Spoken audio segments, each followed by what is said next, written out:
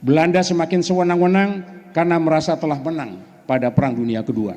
Bayangkan, yang memenangkan Perang Dunia Kedua datang ke Surabaya, dan sampai di Surabaya pun kalah dia oleh kita.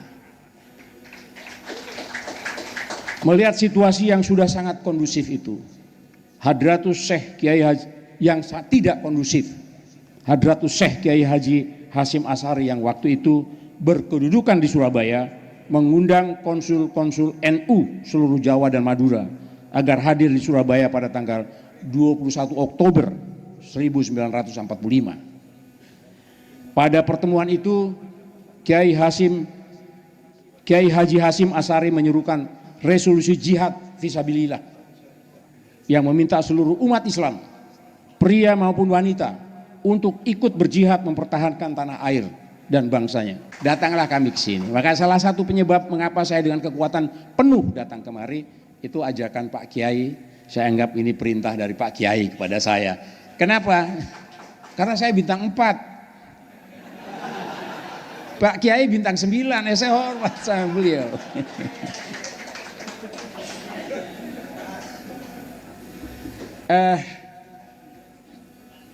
Bapak dan Ibu sekalian hadirin yang saya hormati, saya ingin memulai sambutan ini dengan sebuah cerita heroisme. Guru kita, ulama kita, Raisul Akbar Hadratus Syekh Kiai Haji Hasyim Asy'ari, dalam kontribusinya mempertahankan kemerdekaan Republik Indonesia pada masa itu. Sejak kedatangan pasukan Belanda di Surabaya, banyak terjadi ketegangan dan kekerasan di berbagai tempat. Bahkan sempat terjadi insiden perobekan bendera Belanda di Hotel Yamato. Desas-desus tentang komando pasukan Nika yang ingin menjatuhkan pemerintah Republik Indonesia di Jakarta yang saat itu dipimpin Dwi Tunggal Soekarno-Hatta meluas di kalangan pejuang. Belanda semakin sewenang-wenang karena merasa telah menang pada Perang Dunia Kedua. Bayangkan, yang memenangkan Perang Dunia Kedua datang ke Surabaya, dan sampai di Surabaya pun kalah dia oleh kita.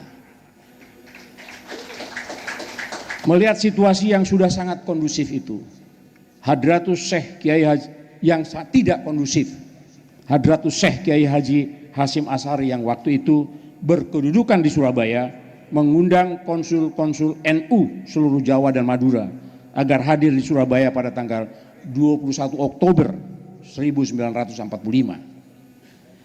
Pada pertemuan itu Kiai Haji Hasyim Asy'ari menyerukan resolusi jihad fisabilillah yang meminta seluruh umat Islam, pria maupun wanita, untuk ikut berjihad mempertahankan tanah air dan bangsanya.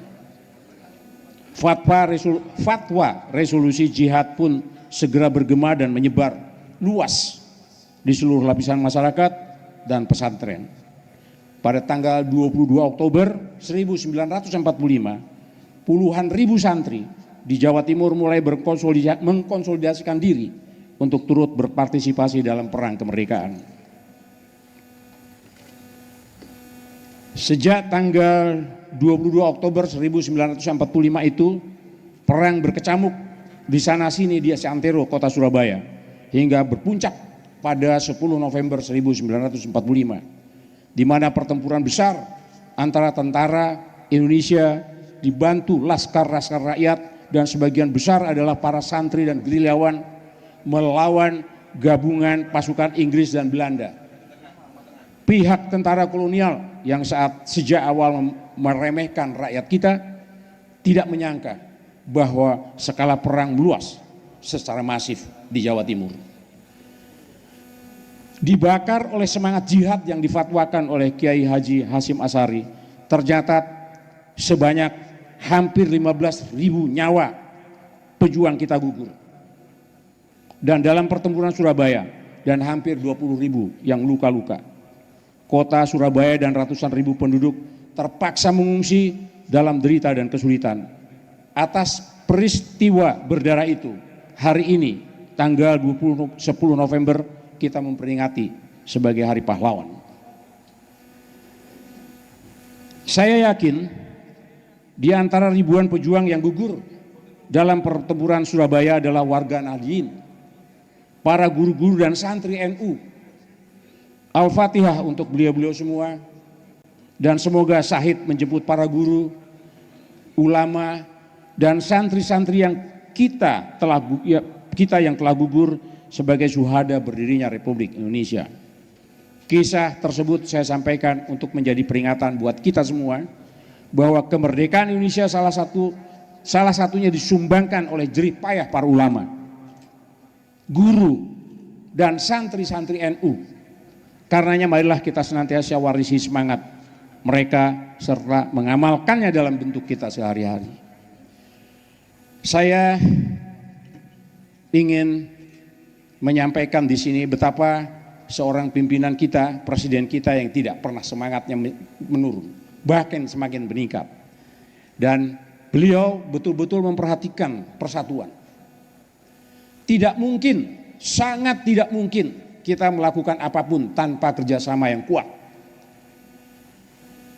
Saya ambil satu cerita, sebetulnya cerita ini rahasia ya, tapi perlu saya sampaikan betapa kita belajar dari sikap seorang presiden kita. Pada saat rapat kabinet terbatas, duduklah saya di samping kanan beliau, kemudian samping kiri beliau ada Menko lain, begitu. Kumpul kurang lebih ada 10 menteri waktu itu membahas masalah ekonomi. Beliau pada saat itu sebetulnya menyemangati kita, jangan pernah kita turun semangat, jangan kita lelah, jangan kita bosan, kita harus tetap semangat untuk itu. Ini adalah kepentingan bangsa.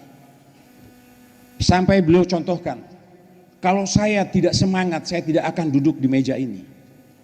Sampai beliau tunjukkan kepada menteri itu. Dan kita tidak boleh patah hati, jatuh hati bangun lagi, jatuh bangun lagi. Contohnya adalah saya, beliau katakan. Saya dulu ini Menko ini itu turut menandatangani pemberhentian saya jadi tentara. Iya, beliau katakan itu. Tetapi karena saya seperti itulah maka saya jadi tentara.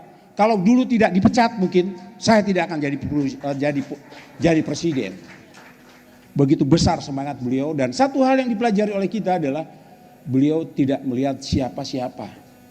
Orang ini latar belakangnya apa, dia siapa. Tapi yang diperlukan oleh beliau adalah kita menjadi satu.